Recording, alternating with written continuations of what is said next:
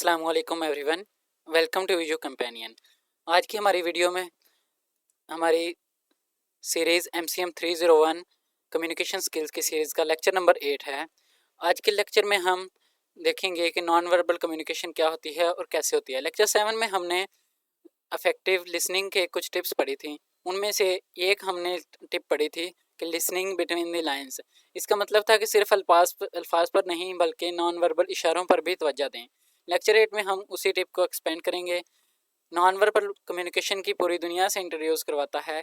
हम सीखेंगे कि वो कौन कौन से नॉन वर्बल इशारे हैं जो हमारी कम्युनिकेशन को शेप करते हैं। इस लेक्चर का फोकस कम्युनिकेशन के उस हिस्से पर है जिसमें अल्फाज शामिल नहीं होते। हम नॉन वर्बल कम्युनिकेशन की डेफिनेशन पढ़ेंगे, उसकी अहमियत को समझेंगे, खासकर जब वो वर्बल कम्युनिकेशन से कंट्राडिक्ट करें। इसके बाद हम नॉन वर्बल कम्युनिकेशन के 10 डिफरेंट टाइप्स को एग्जांपल्स को डिफरेंट एग्जांपल के साथ डिटेल में एक्सप्लोर करेंगे, जिसमें appearance, facial expression, gestures, voice जैसे अहम एलिमेंट्स शामिल हैं। तो हमारा पहला टॉपिक है what is non verbal communication. Interpersonal communication through non-linguistic means. It is everything except your words. Non verbal communication हर वो चीज़ है जो आप अल्फाज के बिना कम्युनिकेट करते हैं। इसमें आपकी बॉडी लैंग्वेज, इशारे, चेहरे के तासुरात, आवाज़ का उतार चढ़ाव और यहाँ तक कि आपकी खामोशी भी शामिल होती है। In the verbal communication process, the verbal and non-verbal messages need to be consistent with one another. When they contradict with one another, the non-verbal messages typically express the true feelings more accurately than does the verbal element. यानी कि अगर आपकी ज़ुबान कुछ कह रही हो और आपका जिस्म कुछ और कह रहा हो तो लोग आपके जिस्म की बात पर ज़्यादा यकीन करेंगे। इस मिसाल के तौर पर एक दोस्त रोता हुआ कह रहा है कि मैं बिल्कुल ठीक हूँ, आप उसके लफ्ज़ों पर यकीन करेंगे या उसके आंसुओं पर? यकीनन आंसुओं पर, क्योंकि वो उसके असली एहसासात ज़ाहिर कर रहे हैं जबकि उसके अल्फाज झूठ बोल रहे हैं। हमारा नेक्स्ट टॉपिक है the elements of non verbal communication. हम इन डिफरेंट एलिमेंट्स को देखेंगे नॉन वर्बल कम्युनिकेशन के, जिसमें पहला है अपीयरेंस। आप कैसे दिखते हैं, आपके कपड़े, आपके हेयर स्टाइल, सफाई, ये सब आपके बारे में मैसेज देते हैं। एक प्रोफेशनल ड्रेसअप वाले शख्स कंपेटेंट और एतमादमंद यानी क्रेडिबल लगता है, जबकि एक लापरवाह लिबास वाला शख्स गैर संजीदा लग सकता है। नेक्स्ट है फेशियल एक्सप्रेशन यानी कि चेहरे के तासुरात। हमारा चेहरा जज्बात जाहिर करने का सबसे ताकतवर जरिया है। खुशी, गम, गुस्सा, नफरत, हैरानी, ये सब हम लफ्ज़ों के बिना सिर्फ अपने चेहरे से बता सकते हैं। नेक्स्ट आई कांटेक्ट है। आई कांटेक्ट बहुत से मैसेजेस देता है। जब हम आई कांटेक्ट बनाते हैं तो ये दिलचस्पी, एतमाद और कम्युनिकेशन चैनल ओपन होने का इशारा देता है।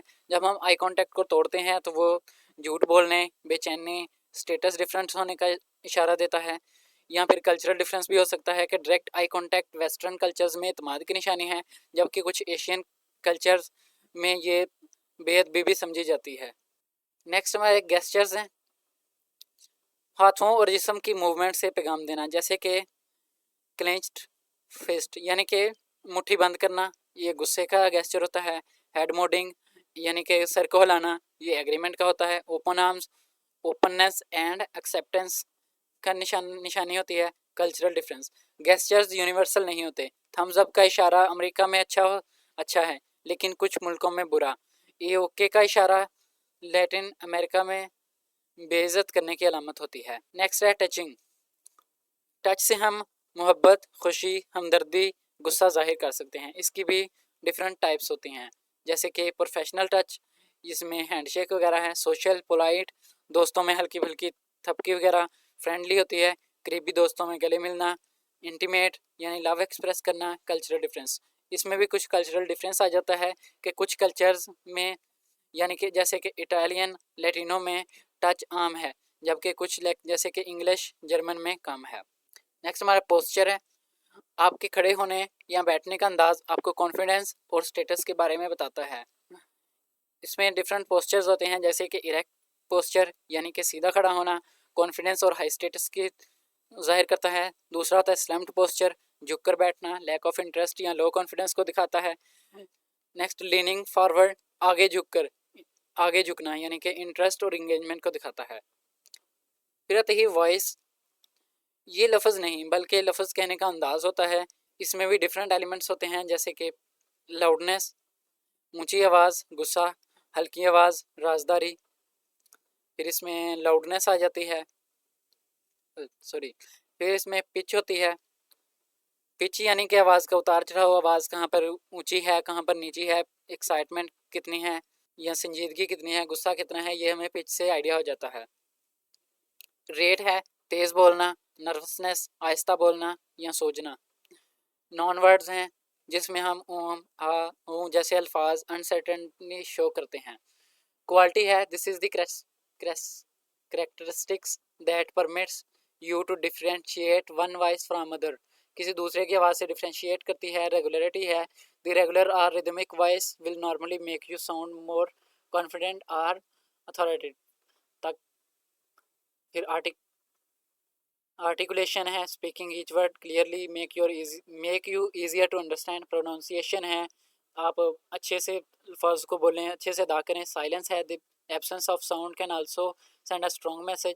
नेक्स्ट हम देखते हैं साइलेंस। खामोशी भी एक बहुत पावरफुल नॉन वर्बल टूल है। ये सोचने का वक्त दे सकती है, दूसरे को बोलने के पर मजबूर कर सकती है या नाराज़गी जाहिर कर सकती है। फिर टाइम है, आप वक्त का इस्तेमाल कैसे करते हैं ये भी कम्युनिकेट करता है। अपॉइंटमेंट पर लेट आना गैर संजीदगी या दूसरों की बेकदरी को शो करता है। किसी को इंतज़ार करवाना अपना स्टेटस या पावर शो करवाता है। इसमें भी कल्चरल डिफरेंसेस हैं कि अमेरिकन वक्त की पाबंदी को अहम समझते हैं जबकि किस दूसरी कल्चर्स में लेट आना आम बात है। फिर नेक्स्ट हमारा लास्ट है स्पेसेस। दो लोगों के दरमियान फासला यानी डिस्टेंस कितना है, उनके रिश्ते की नोयत को बताता है।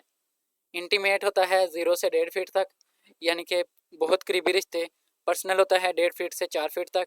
दोस्तों और family. Social 4 to 12 feet. Business meetings, formal interactions.